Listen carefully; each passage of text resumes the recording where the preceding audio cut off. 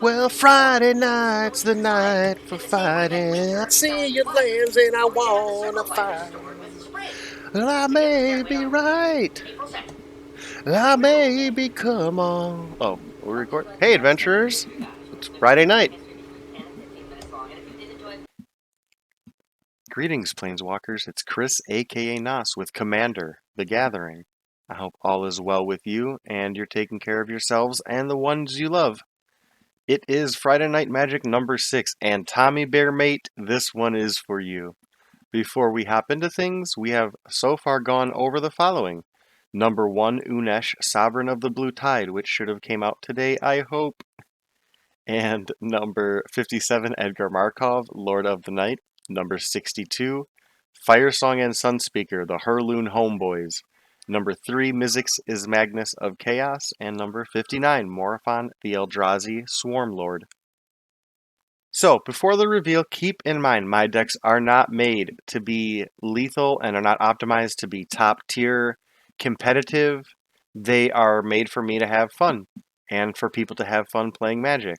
I was thinking the other day when watching some other channels that one thing is with my deck, you see my cards where they are. And what I mean is, if I have one card, you will only see it in one deck. If I have a Rhystic Study, for example, you will not see that in every blue deck or in a blue deck I make to be competitive. I won't bounce it around. It will have its one home. So I hope that makes sense for context. I found myself slightly annoyed watching a few channels, and it irks me knowing when I see certain players playing a color, I know they're going to pull out cards that realistically, I mean, you shouldn't have in every deck. But at the same time, I get optimizing and being competitive and having shows where that's important. And I get that that is Magic, but that's not NAS, and that's not NAS Magic. So with that said, you will see Soul Rings in my decks. Yes, I have that many. Not tooting my own horn, just toot. So Tommy Bear, thank you for this. Because Kamahl Fist of Krosa was, I think, the first deck where I took time in making a deck outside of the traditional color wheelhouse and realized how much fun and how challenging that can be. If it's not my first deck where I did that, then it's my most successful, so much so in that it's the one that stands out to me, that it's the first one where I did that. So here we have Kamahl, Fist of Krosa, and he is a 4/3 human druid for 4 generic and 2 green. He grants you the ability to pay a green to turn a target land into a 1/1 creature until the end of the turn. His second ability allows you to pay 2 and 3 green mana to give creatures you control 3/3 and trample until the end of the turn. Both of those are repeatable, as in they do not cause them to tap, and you can do it multiple times per turn. So 99 times out of 100, what a green deck like this consists of is a swarm deck where you have a bunch of little creatures, you make your land into creatures, and you swarm over everything. But I'm a blue player, so I looked at that first ability and thought to myself, okay, how can I use this to torment my enemies in a totally unforeseen and unexpected way? I know what I'm going to do. I'm going to punch and fist their lands to death. So, in this deck, you will see the following schemes and themes. Very few artifacts, removal of hexproof from my opponent's creatures, fighting, and lastly, lands matter. This deck does still have every way to do what it is supposed to theoretically do in making small numerous creatures and lands into a massive army and side by side, swinging them in with trample and indestructible. And that is generally how I will close matches out. But before we're there, I'm going to fight some of your lands and to the death. So, first I want to highlight some Kamahl cards.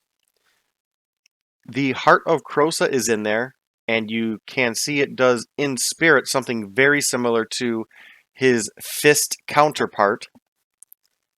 Kamahl's Will and Kamahl's Druidic Vow are there also for some much needed and loved flavor. Speaking of flavor, with the new color pair Commanders and Legends, I plan to make a red and green Kamahl deck, and I'll talk about more at the end. I'm really geeked about that. And per usual, we will begin with lands. We have Dryad Arbor, and when I pulled this in a pack, I could think of no better place than this deck, as it is a forest and a Dryad and capable of fighting things.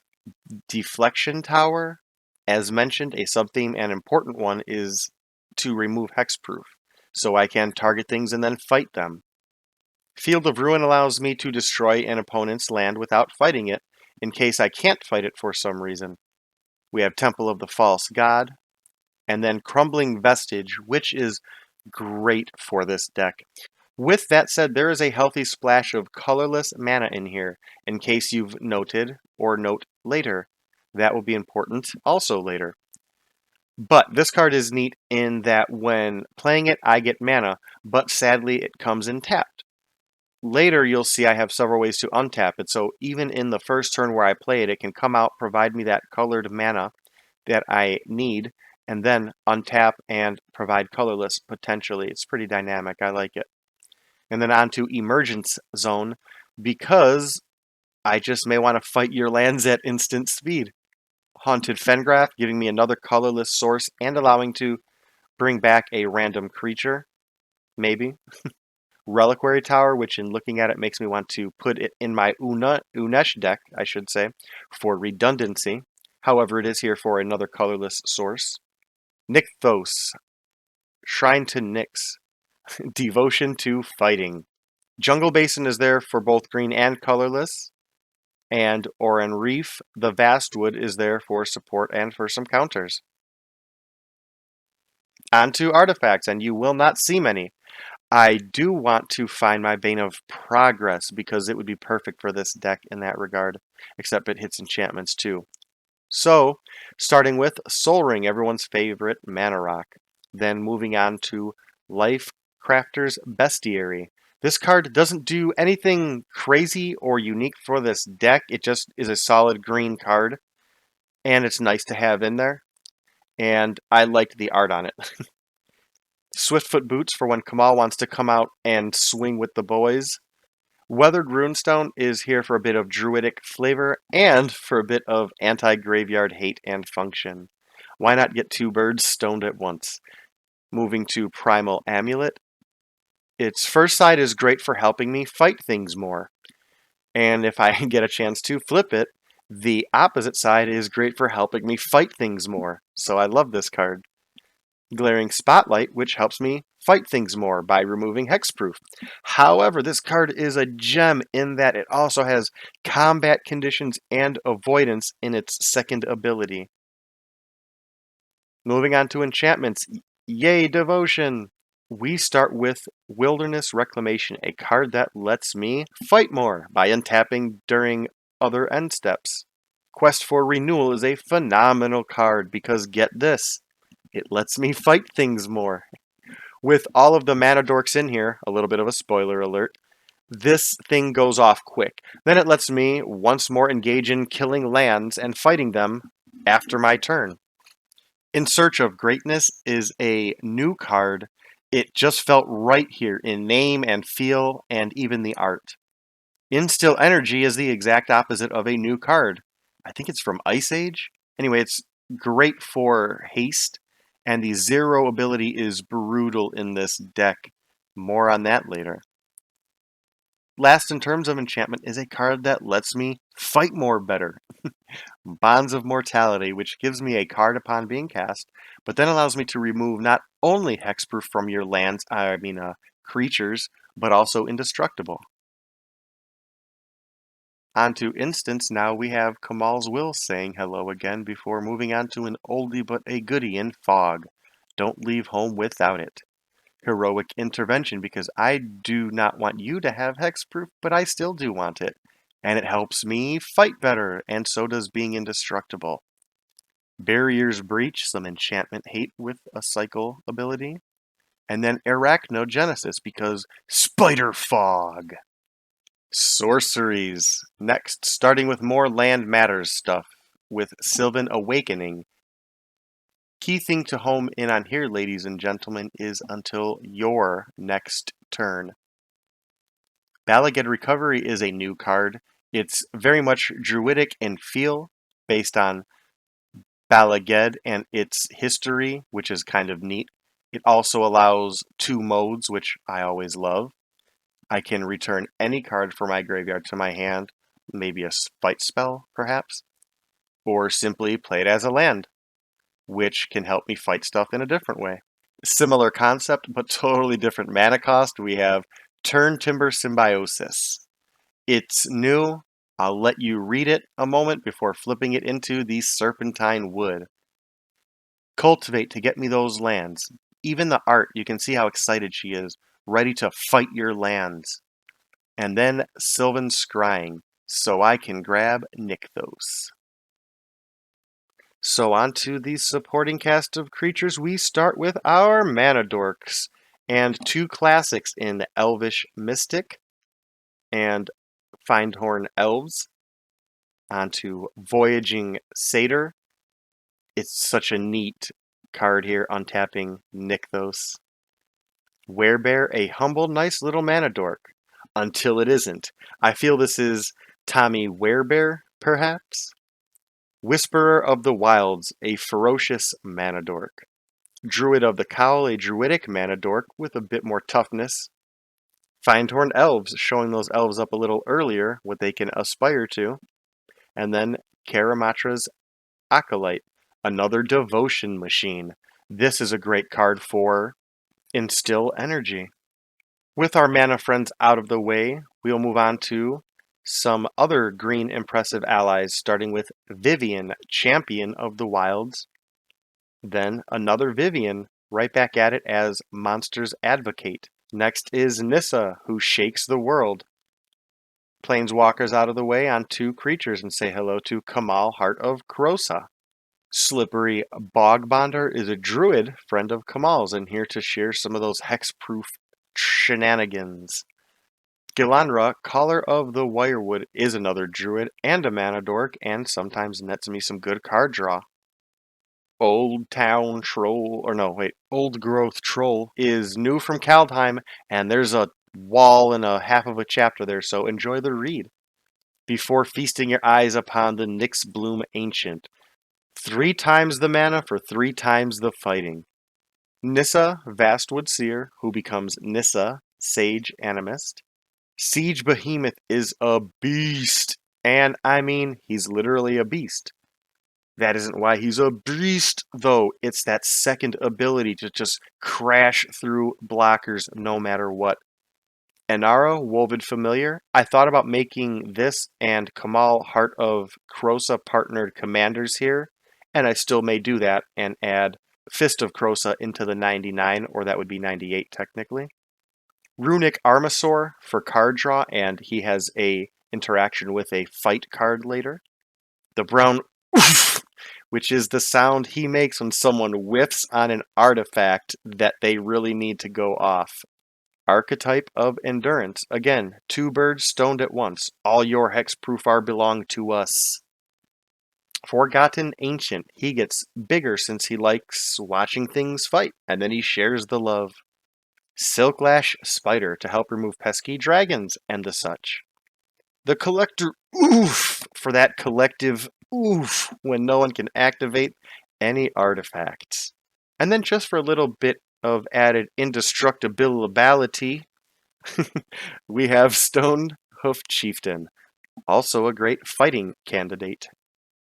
But now what we've all been waiting for, the part where I show how I kill your lands, starting with Savage Punch, and more about that later. Then Foe Razor Regent, because why not have a fighting dragon in all of this mix, with some great abilities? Hunt the Weak, note the art compared to the prior card. And then Epic Confrontation, again more on this card later. Ulvenwald Tracker, he likes to fight things, and this is another candidate for Instill Energy. Kolga, the Titan Ape. On top of looking amazing, it does so much. It helps save Kamahl if needed by returning to hand, destroys artifacts and enchantments when swinging, and it fights upon entering. Kamahl and Kolga, they're friends for fight. No, friends friends forever. Yeah, there we go. Nature's Way isn't a fight card. It's what I call a pseudo fight card, but its art is very flavorful. Mutant's Prey may come out. I like it that it's an instant and cheap, but it's somewhat conditional based on the 1/1 counters, but that is one of the reasons Oran Reef is in there. Ancient Animus feels and looks like it was made for Kamahl. And then Blizzard Brawl. It's another Kaldheim edition, as were many of these snow forests to complement it.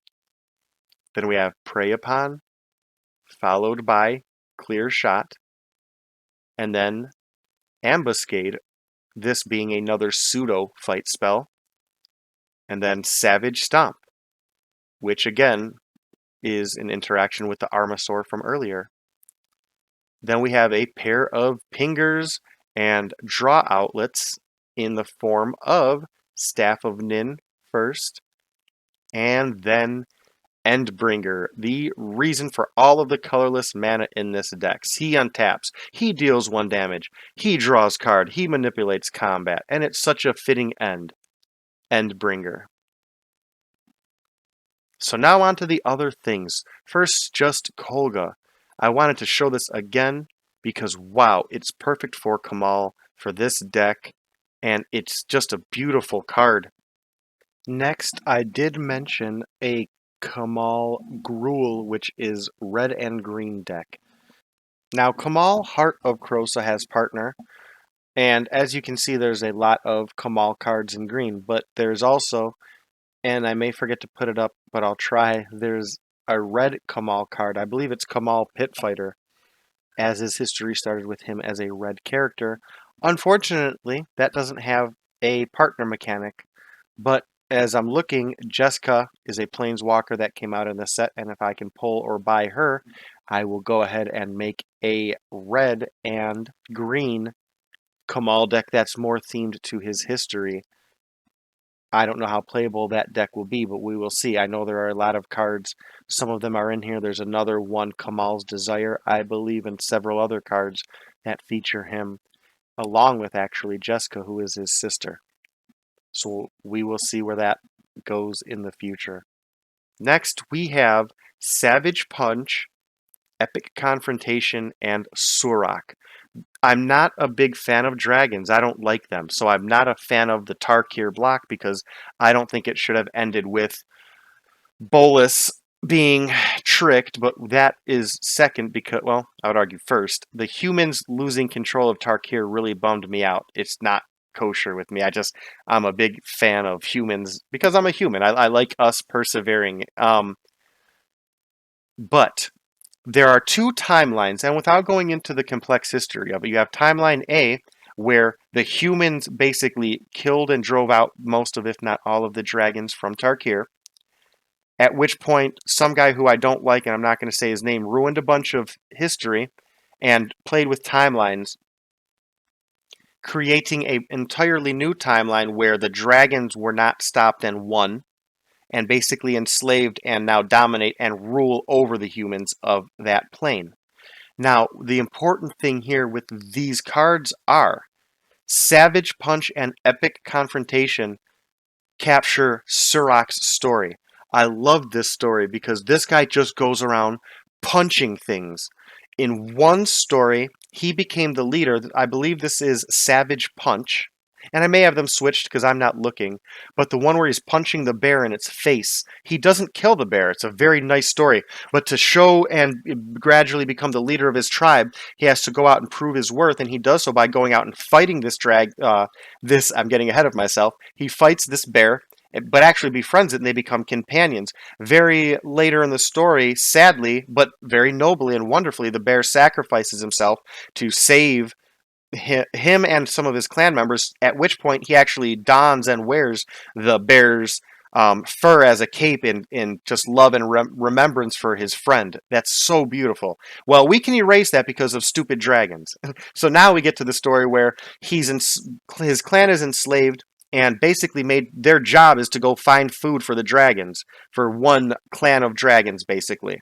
And this story, his epic punch and epic confrontation, or savage punch and epic confrontation, I should say, is where this one dragon comes up and, without again going too much into it, they have an altercation. And what he does is punches this dragon to death. Which, if you understand the context, that's a big no-no, because you don't. The dragons dominate humans so much, you're not allowed to look at them. Most humans are not allowed to cast magic because they fear losing power over humans, which magic would allow. But he punches this dragon to death, and when Atarka, the main dragon, comes, like, what happened? He's like, I punched this dragon to death because it wouldn't let me. It was trying to take your food, I believe. And the long end of that ironic story end is that Atarka, a big dumb hungry dragon, respects power. So in a way, it was like, well, it killed a dragon, but it was strong enough and beat up a dragon. So obviously that dragon was weak. So no harm, no foul. And I thought that was very poetic the way those cards change based on the set block. I don't know if most of you know what set blocks are anymore. Sorry, but I'm very dated.